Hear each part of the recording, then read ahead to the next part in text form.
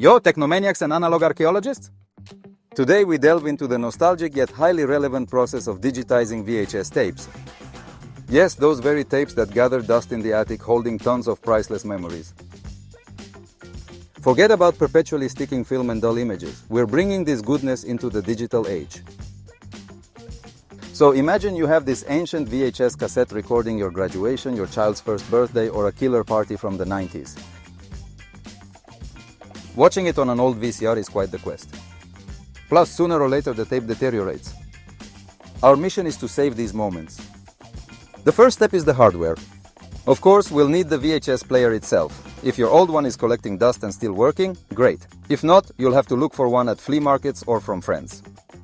The main thing is that it reliably plays the cassette and outputs an appropriate signal through RCA jacks or ideally S-video. Next is the brain of the entire operation, the video capture device. There are plenty of options here. The simplest and most affordable is a USB dongle that looks like a regular flash drive but has a USB connector on one end and ports for those RCA jacks or S-video on the other. There are pricier options, internal PCI capture cards that are installed directly into the computer case. They usually provide slightly better quality, but for home use, a USB dongle is more than sufficient. Don't forget about the software. Usually, a basic video recording program comes included with USB dongles. But if you want something more advanced, you can search the internet and find more functional solutions.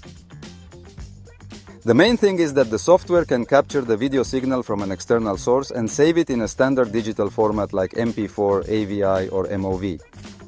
And finally, we connect all these components. We connect the VHS player to our device using cables and the device to the computer's USB port. We launch the software, select the signal source, our VHS player, and configure the recording settings. It's important not to skimp on quality here. The higher the resolution and bitrate, the better the digitized video will look. But it will also take up more disk space. We start playback on the VHS player and press the record button in the program.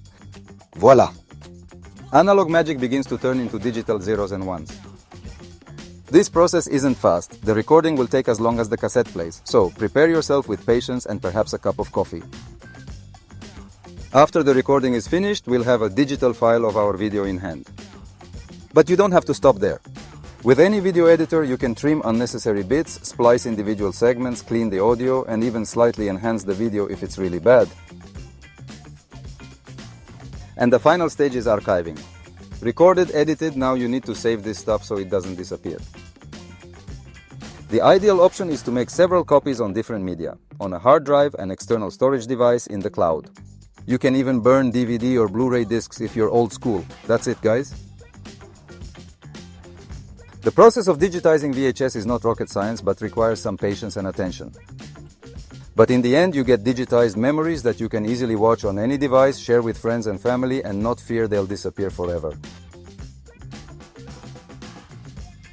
So get your old tapes out, connect the hardware, and forward to the digital future of your analog archives. Stay tuned. Subscribe and don't forget that TM Photo Vault offers you high-quality digitization of your video tapes. See you next time.